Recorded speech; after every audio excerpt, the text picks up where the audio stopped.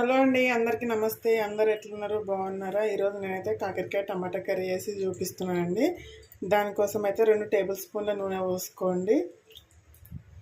కొద్దిగా నూనె ఎక్కువ ఉంటేనే బాగుంటుందండి. నూనె అయితే వేడైందండి. ఇప్పుడు కొద్దిగా మినపప్పు వేసుకుందాము. బాగుంటుంది కాకరకాయ టమాటా కర్రీలో మినపప్పు ఫ్లేవర్ అనేది. అలాగే కొద్దిగా ఆవాలు వేసుకుందాము. కొద్దిగా జీలకర్ర వేసుకుందాము.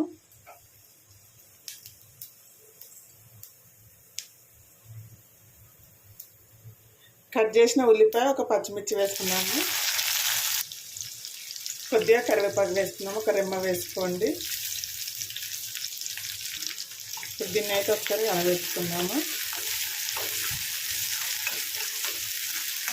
చాలా బాగుంటుందండి, అస్సలు చేదు ఉండదు. కాకరకాయలను మనం ముందుగానే ఉప్పు పసుపు వేసి ఒక ½ అవర్ నానబెట్టి గట్టిగా విసుక్కోండి. వాటర్ అంతా తీసేస్తే చేదైతే అస్సలు ఉండదు. ఉల్లిపాయలు ఎక్కువ ఫ్రై అవ్వనవసరం లేదండి, ఎందుకంటే కాకరకాయలతో ఫ్రై అవుతాయి. ఇప్పుడు ఇందులో ఒక ½ టీ స్పూన్ పసుపు వేసుకుందాము. ½ టీ స్పూన్ వేసుకున్నాను. ఇలా చిన్నగా కట్ చేసుకోండి. కాకరకాయలు త్వరగా ఫ్రై అవుతాయండి. ఎలాంటి మసాలాలు లేకుండా చాలా ఈజీగా చేసుకోవచ్చు అండ్ చాలా టేస్టీగా కూడా ఉంటుంది.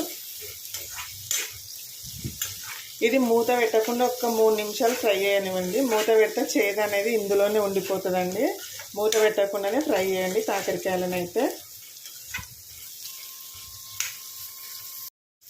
కాకరకాయలు అయితే ఇలా ఫ్రై కావాలండి. ఇలా ఫ్రై అయ్యే వరకు మూత పెట్టకుండానే ఫ్రై చేయాలి. అప్పుడు కాకరకాయ అనేది చేదు ఉండదు. ఇప్పుడు చిన్నగా కట్ చేసిన ఒక 3 టమాటాలు వేసుకున్నాము.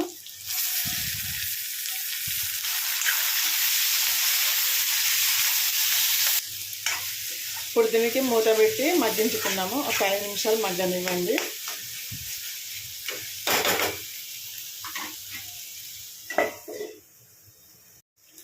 టమాటా అనేది ఇలా మగ్గిపోవాలండి.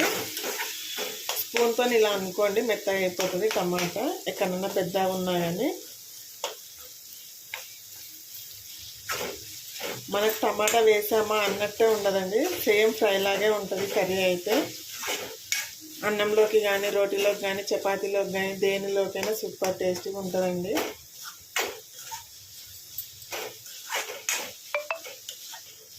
ఇలా టమాటా అయితే మగ్గిపోయింది కదా. ఇప్పుడు దీంట్లో కారం వేసుకుందాము. ఇలా మెత్తగా కావాలండి టమాటా అనేది. ఎక్కడ మనకు పీసులు అనేది కనబడద్దు. మీ టేస్ట్కి సరిపడా కారం వేసుకోండి. నేనైతే ఒక ½ టీ స్పూన్ వేసుకుంటున్నాను.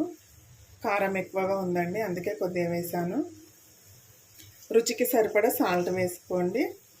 ఎందుకంటే కాకరకాయలు ఫస్ట్ నానబెట్టినాం కదా. కాకరకాయలు నానబెట్టినాక కడగకూడదండి, అలాగే గట్టిగా విసికేయాలి అంతే. అప్పుడే చేదు అనేది ఉండదు. సో వీటిని అయితే ఒకసారి కలుపుకుందాము. చూడండి ఎంత బాగా అనిపిస్తుందో కదా.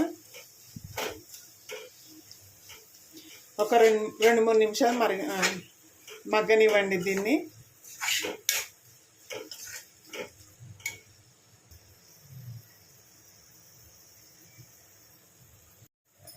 చూడండి కాకరకాయ అయితే బాగా మగ్గిపోయింది కదా.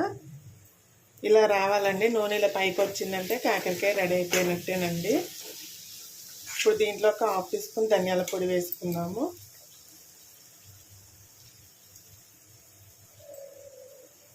మీకు కావాలంటే జీలకర్ర పొడి ఇట్లా వేసుకోవచ్చండి, నేనైతే వేయట్లేదు. అలాగే ఒక రెమ్మ కరివేపాకు వేసుకోండి, ఫ్లేవర్ చాలా బాగుంటుందండి. కొద్దిగా కొత్తిమీర వేసుకోండి.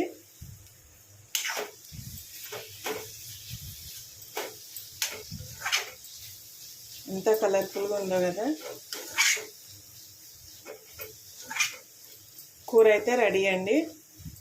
వీడియో నచ్చినట్టయితే ఒక లైక్ చేయండి, షేర్ చేయండి, అలాగే ఛానల్ని సబ్స్క్రైబ్ చేసుకోండి friends. Thank you for watching అండి. బాయ్.